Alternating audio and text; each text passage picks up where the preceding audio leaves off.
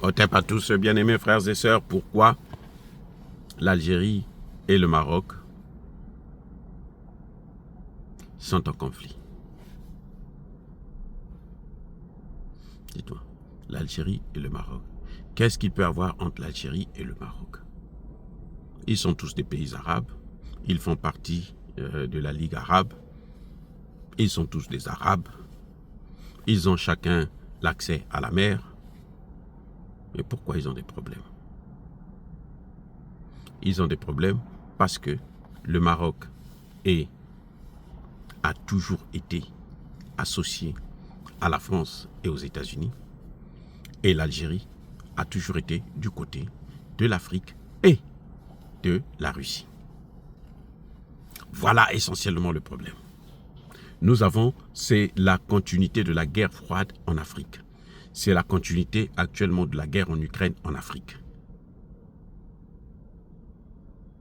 Eh oui, le Maroc est en train de faire une offensive à travers ces petites banques de merde que les pays africains qui n'ont encore rien compris estiment être la voie de secours, le sauveur, alors que c'est rien du tout, c'est que c'est la vraie colonisation qui est en train de venir par le Maroc. L'Algérie a fait la guerre contre la France. Le Maroc n'a fait aucune guerre contre la France, au contraire, le Maroc sollicite l'entrée de son territoire dans l'Union européenne. Le Maroc frappe à la porte de l'Union européenne. Le Maroc veut être en Afrique, sur le territoire africain bien sûr, mais faire partie de l'Union européenne.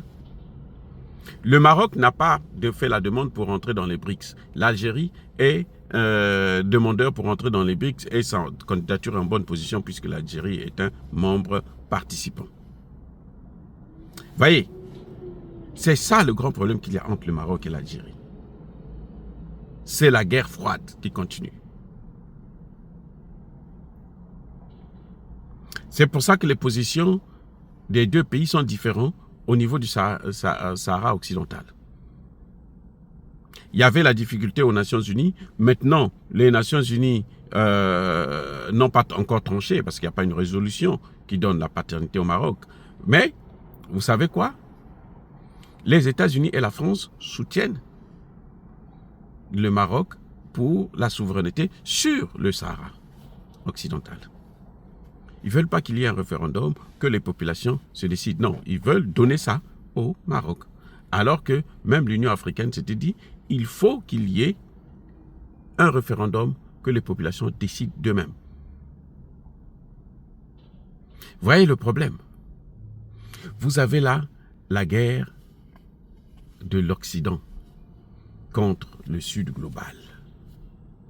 Et le Maroc n'a jamais été du côté du Sud global. Jamais de la vie. Et le Maroc ne sera jamais du côté du Sud global. Voilà, bien-aimés frères et sœurs, en fait, ce qu'il y a entre ces deux pays.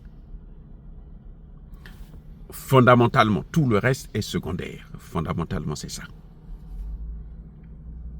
Maintenant, vous savez, l'Algérie a tendance à vouloir négliger le côté africain pour chercher aussi à avoir le même maître. Or, le maître là, il aime plus le Maroc. C'est comme un homme qui a deux femmes, ou qui a une femme maintenant, celle qui est dehors là, veut prendre la place de la femme qui est légitime. Elle fait tout pour qu'elle puisse être la femme légitime. Ça ne marche pas, c'est ce que ça donne.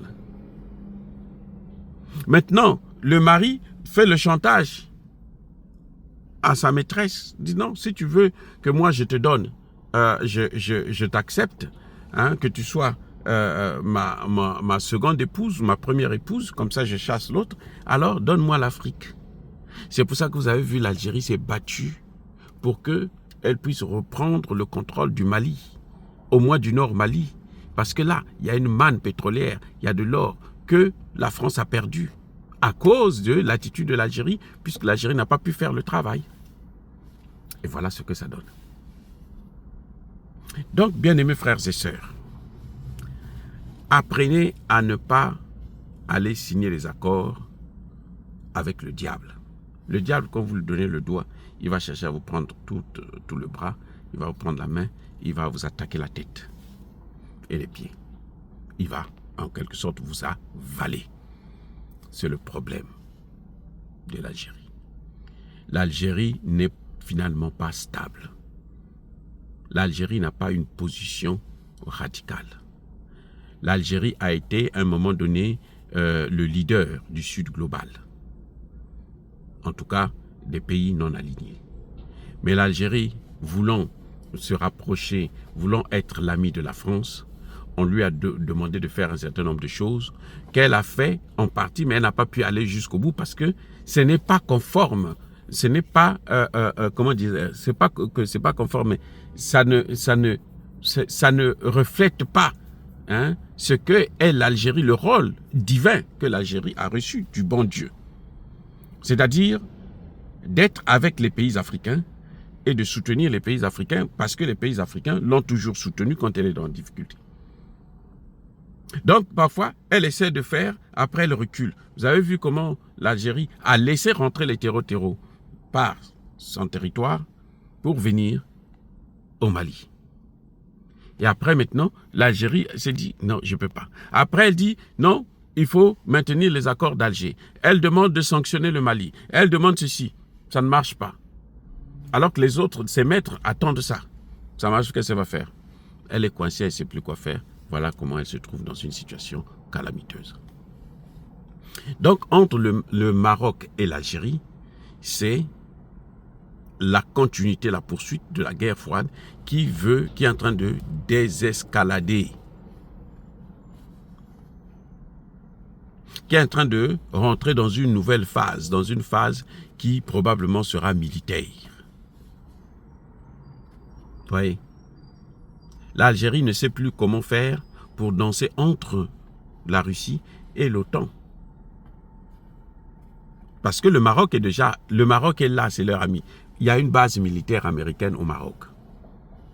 Chaque année, ils font des exercices militaires ensemble. Qu'est-ce que vous voulez encore d'autre? Comment voulez-vous que l'Algérie puisse venir détrôner la place du Maroc? Les deux pensent que leur avenir dépend de leur relation avec l'OTAN. Voilà les conséquences. Les amis, soyez bénis.